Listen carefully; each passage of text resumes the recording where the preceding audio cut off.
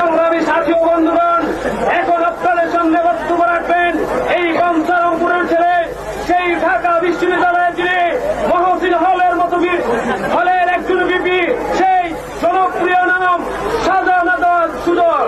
শাহজাহান হাওলাদার সুজন।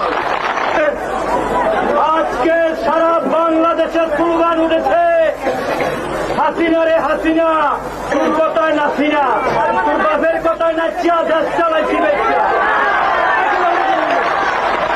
আমরা কি দেশ বিক্রি করতে চাই?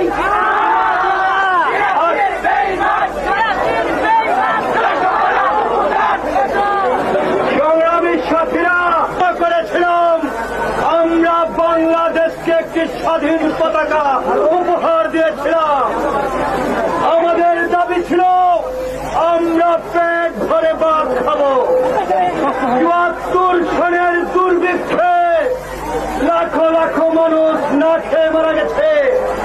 আর শেখ মুজিবুর রহমান ৪৪ লক্ষ টন খাদ্য শস্য ইন্ডিয়ায় পাচার করে দিয়েছিল। আমার ভাই, আমার মা পরনের কাপড় বিক্রি করেছে ওই বাসন্তী লজ্জা ঢাকার জন্য মাছের জাল করেছে। তোমাদেরকে পানিতে মারবো, আমরা তোমাদেরকে ভাতে মারবো। শেখ মুজিব বাংলাদেশের লোকজনদেরকে, আমাদের ভাইদেরকে ৭৪ সনে ভাতে মারলেন, আমাদেরকে পানিতে মারলেন। যেই ছেলেটি তার মাকে বলেছিল মা ভাত বেড়ে রেখো, ফিরে এসে খাবো, না এলো ভেবো না।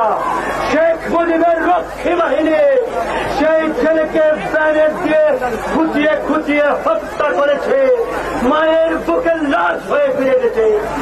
আমরা সেই লাশের রাজনীতি চাই না, আমরা চাই জিয়াউর রহমান এলেন, আপনারা স্লোগান দিলেন সারা বাংলার ধানের শীষে জিয়া তুমি আছো মিশে, বাংলাদেশের অপর নাম জিয়াউর রহমান।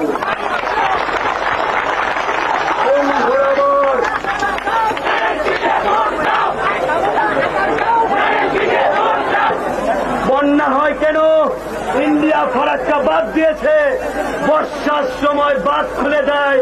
বাংলাদেশের শস্য শ্যামলা সুজলা সুফলা বাংলা, আমার এই পদ্মা মেঘনা যমুনা ভরে যায়, আমাদের দেশ ডুবে যায়, ফসল ডুবে যায়। আমি বলি এক রাইতেই গুষ্টি শেষ।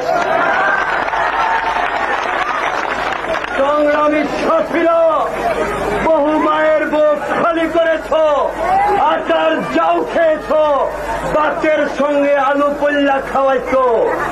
আমরা ছাত্ররা বলেছে শেখ মুজিবের দুঃশাসন আমরা চাই না। আমরা বলেছে কলা পাতা দিয়ে লাশ দাফন করতে চাকরির বাপ। ওনার পার্টির নাম হল জাতীয় পার্টি, আমি বলি যাত্রা পার্টি। কেন যাত্রা পার্টি? যাত্রা পার্টিতে একজন রাজা থাকেন, আবার তার দুজন রানী থাকেন, সুয়ুরানী দুয়ুরানী। ওনার আছে এরশাদ মেরি রানী, আবার আছে রৌশন রানী, আবার একটা ছোট রাজপুত্র থাকে, উনি হাওলাত করে আবার একটা রাজপুত্র আনছেন। ওই যাত্রা পার্টির অনেক খেল খেলেছেন।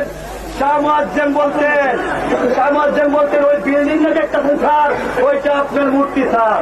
ওই সামাজ্যম যখন জেলে গেলেন, জেলের কয়েদিরা তাকে মারতে আসতো, পুলিশের বেষ্টনের মাধ্যমে তাকে রক্ষা করা হলো। তাকে বলে যুদ্ধে বলো সারা দেশে আগামী